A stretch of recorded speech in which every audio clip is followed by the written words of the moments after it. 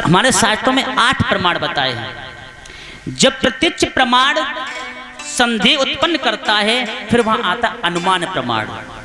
फिर अनुमान लगाया जाता है कि ये किस किस क्रिया को ग्रहण करते हैं।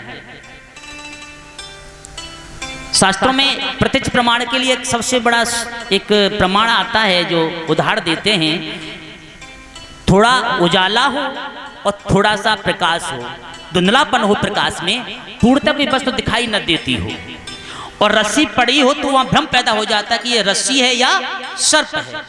ये आंखों के सामने प्रत्यक्ष तो है लेकिन फिर भी प्रत्यक्षता को भी हम प्रमाण नहीं कर पा रहे कि सर्प है या रस्सी है।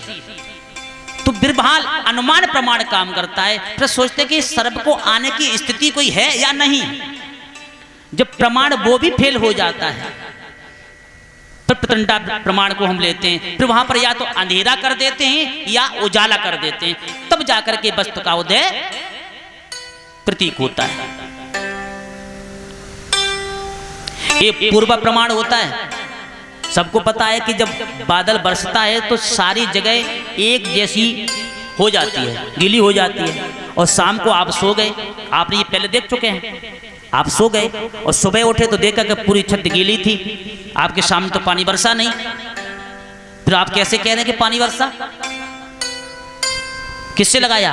ये पूर्व प्रमाण, क्योंकि आपने पूर्व पहले देखा था, पहले पानी बरसा हुआ देखा था कि पानी जब बरसता है तो सारी छत गीली हो जाती है, सारा आंगन भीग जाता है। तो उसी पूर्व प्रमाण को याद करके आपने अनुमान लगा लिया, अनुमान प्रमाण को साथ जोड़ा और प्रत्यक्ष प्रमाण बन गया। क्या बन गया? कि रात को पानी बरसा है। एक अप्रत्यक्ष प्रमाण सत्य होता है। अगर आपने अप्रत्यक्ष प्रमाण में अगर प्रत्यक्ष प्रमाण को नहीं देखा है तो अप्रत्यक्ष प्रमाण आपको सिद्ध नहीं कर सकता। आपने मां को चूल्हे में रोटी बनाते हुए देखा, उस चूल्हे से धुआं निकलता हुआ आपने देखा आंखों से, और उस ये सिद्ध कर लिया कि जब तक आग होगी नहीं तो धुआं नहीं होगा।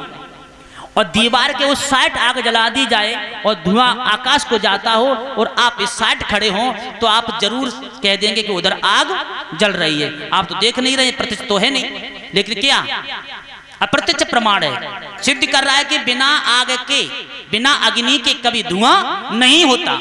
धुआं अप्रत्यक्ष प्रमाण सिद्ध कर रहा है अग्नि का, कि धुआं कह रहा है कि वहां अग्नि है और ये सत्य है, क्योंकि अग्नि के बगैर धुआं नहीं हो सकता।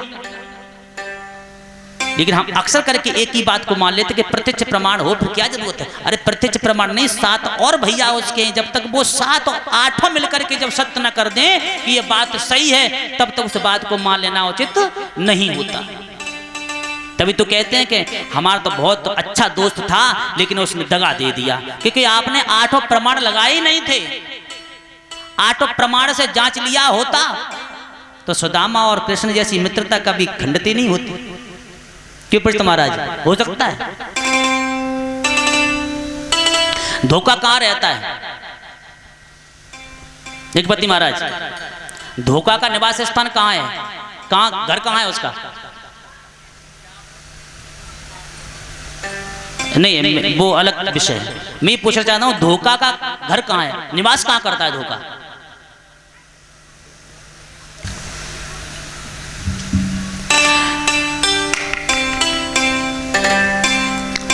बहन देखो, आप लोग, हम सभी लोग समझदार हैं और कथाएं अनेक बार सुनना अलग विषय है।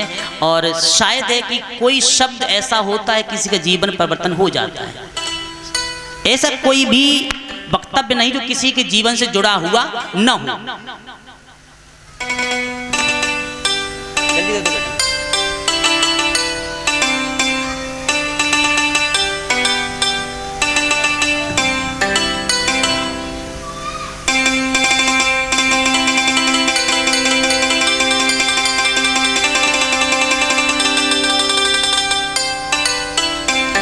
बोले आनंद कंद भगवान की, राधा रानी की, श्री कृष्ण चंद्र भगवान की।